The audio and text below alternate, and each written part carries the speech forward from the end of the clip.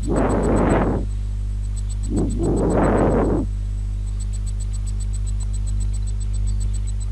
perkenalkan kami dari kelompok startup GCJ Organizer. Di sini kami akan mempresentasikan hasil kerja kami, diskusi kami untuk membangun sebuah startup. Di sini saya akan memperkenalkan anggota tim saya. Yang pertama itu ada Surti Cema di sini sebagai hostler, yang selanjutnya ada Henderina J. Korohage sebagai hipster dan Gabriela Haning sebagai hacker. Oke, selanjutnya kita akan masuk ke pembahasan part 2. Di sini saya memberi kesempatan kepada Henderina untuk menjelaskan. Baik, di bagian part kedua tentang mapping stakeholder. Oke, yang di bagian pertama stakeholder dan action. Di sini stakeholdernya ada pelanggan. Ini bukan petugas ya, tapi pelanggan. Terus ada divisi promosi, divisi acara, divisi desain, divisi konsumsi, MUA, divisi dokumentasi, dan MC.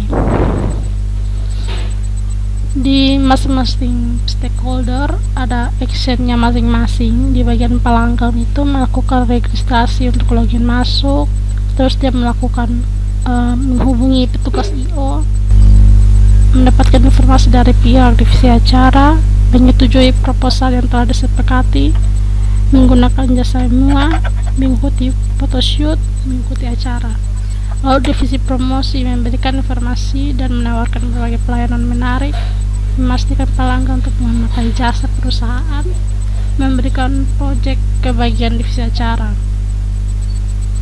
Terus di divisi acara membuat rencana proposal acara, menghubungi pelanggan untuk mengajukan beberapa proposal rencana susunan acara yang ingin dipakai. Terus mendapatkan konfirmasi persetujuan dengan pelanggan, menyerahkan proposal acara ke semua divisi, memberikan informasi pribadi pelanggan ke semua divisi, lalu yang terakhir koordinasi dengan MC.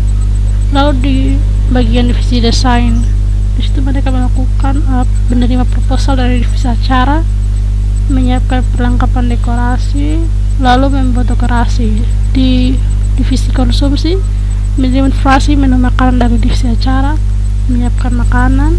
MUA, menerima informasi dari divisi acara, koordinasi dengan pelanggan. Lalu divisi dokumentasi, melakukan photoshoot dengan pelanggan sebelum event, lalu mengabadikan momen. Lalu di MC, membawa acara di hari H. Lalu di bagian use journey-nya ini merupakan alur dari action yang sebelumnya kita buat itu. Dimulai dari pelanggan, dia melakukan login masuk, terus dia menghubungi petugas, lalu dia kesini. Pokoknya dia alur dari action yang tadi sebelumnya sudah kita buat. Selanjutnya di bagian part yang ketiga.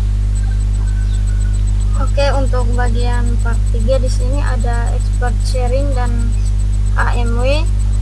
Untuk expert sharing di sini masing-masing anggota tim menjadi expert in the room dan membagikan pengalaman serta informasi yang telah didapatkan dari riset sebelumnya dengan bercerita kepada anggota tim yang lain. Yang kedua, selama satu orang bercerita, anggota tim yang lain mendengarkan dan mencatat. Yang ketiga, catatan bukanlah berisi notulensi namun berisi how might we. Selanjutnya, untuk penjelasan dari how might we itu berfokus pada permasalahan, bukan jawaban ataupun solusi yang ingin dibangun. Singkatnya, how might we adalah seperti membuat rumusan permasalahan pada skripsi. Guna how might we ini adalah menggali permasalahan tersebut untuk mendapatkan masukan dari expert dan calon pengguna. Untuk contoh how might we-nya, di sini ada membuat pelanggan senang, itu salah. Membuat aplikasinya berwarna merah juga itu salah. Yang tepat itu adalah agar customer dapat memilih setiap jasa yang ditawarkan dengan jadwal yang telah tersedia. Selanjutnya ada home yang telah dibuat oleh masing-masing anggota kelompok, anggota tim. Di sini untuk yang anggota tim yang pertama itu ada memberikan insentif atau reward untuk peserta yang mendaftar lebih awal atau mempromosikan event ke teman-temannya. Selanjutnya yang kedua ada merencanakan jadwal acara yang menarik dan relevan dengan target audiens. Untuk anggota tim yang kedua, situ pelanggan dapat memantau perkembangan persiapan acara.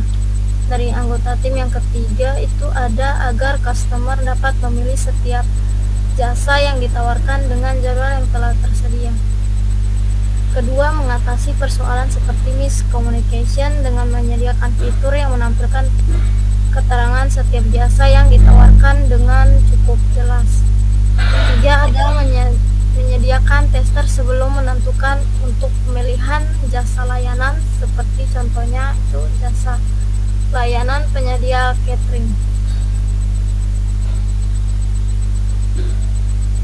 Di sini kita masuk ke part 4, ada heat mapping dan sprint goal setting.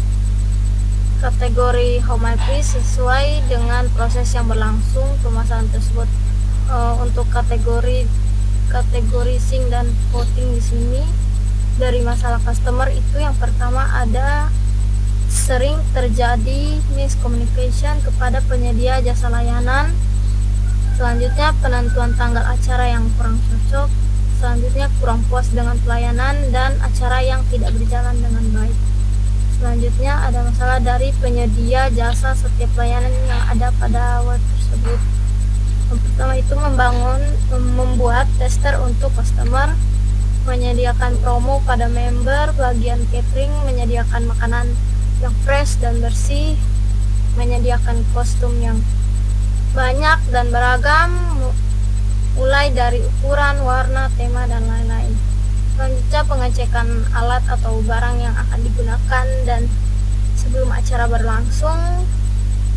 Setelah itu menyediakan jasa MUA dan jasa layanan lainnya yang profesional dan sudah ahli dalam bidangnya. Selanjutnya dari penyedia layanan GC Organizer itu yang pertama membuat fitur penentuan jadwal layanan yang sedang kosong atau sudah padat. Selanjutnya layanan konsultasi paket penyedia acara sesuai dengan keinginan customer. Selanjutnya daftar pelayanan dan orang-orang yang terkait di bidangnya. Selanjutnya penyedia jasa mencantumkan hasil karyanya.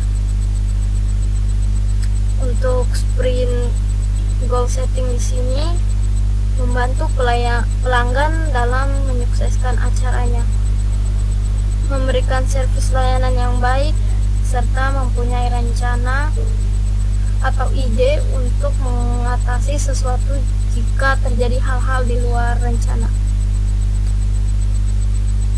Selanjutnya part 5. Nah, di part 5 ini yaitu feedback museum. Nah, feedback museum ini adalah sebuah masukan atau tanggapan yang diberikan oleh para pengunjung museum tentang pengalaman mereka selama mengunjungi museum tersebut. Nah, di feedback museum ini yang pertama ada pelanggan cuma mau menggunakan jasa MUA yang dikenal saja. Yang kedua, lokasi tempat acara yang diminta pelanggan tidak kondusif seperti lingkungan perumahan yang padat penduduk. Yang ketiga, jika acara bersifat outdoor, maka harus membuat rencana jika seandainya terjadi hujan. Yang keempat, permintaan menu makanan di luar dari paket makanan yang telah ditentukan. Dan yang kelima, pelanggan cuma mau menggunakan jasa MC yang dikenal. Dan yang keenam, pelanggan tiba-tiba membatalkan jadwal photoshoot. Yang berikut part ke-6. Nah, di part 6 ini yaitu Crazy Egg and Solution Sketch. Nah, Crazy Egg ini adalah teknik desain yang memungkinkan para desainer untuk menghasilkan banyak ide dalam waktu yang singkat. Sedangkan solution sketch yaitu teknik desain yang memungkinkan para desainer untuk mengembangkan ide-ide mereka menjadi sketsa atau gambar yang lebih detail. Nah, tujuan dari Crazy Egg dan Solution Sketch ini yaitu untuk membantu para desainer dalam memvisualkan ide-ide mereka secara lebih jelas sehingga membantu dalam proses pengembangan produk atau layanan.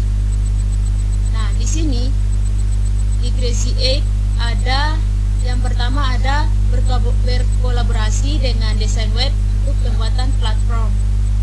Kemudian yang kedua, menciptakan konsep tema yang menarik dan unik untuk sebuah I.O. Nah, yang ketiga, mendapatkan notifikasi keluhan dari pelanggan. Yang keempat, menyediakan layanan streaming langsung bagi mereka yang tidak dapat menghadiri acara. Kemudian yang terakhir, mengadakan acara after party eksklusif untuk pelanggan setia. Nah, di Solution Sketch ini kita boleh memasukkan atau menuliskan ide-ide kita bersama dengan tim kita. Kemudian di part 7 itu storyboarding. Nah, storyboarding ini adalah teknik untuk melibatkan pembuatan gambar atau ilustrasi yang disusun dalam urutan kronologis untuk menceritakan suatu cerita atau konsep. Nah, di sini di storyboarding solution sketch-nya ini, itu yang pertama solution step ini yang pertama yaitu di gambar yang pertama yaitu mereka berkolaborasi dengan desain web untuk pembuatan platform. Terus yang kedua yaitu mereka menciptakan konsep tema yang menarik dan unik untuk sebuah I.O. Kemudian yang ketiga yaitu melakukan menyediakan layanan streaming langsung bagi mereka yang tidak dapat menghadiri acara. Kemudian gambar yang keempat ini yaitu menyediakan acara after party eksklusif untuk para pelanggan setia. Dan yang gambar yang terakhir yaitu mendapatkan notifikasi keluhan dari pelanggan.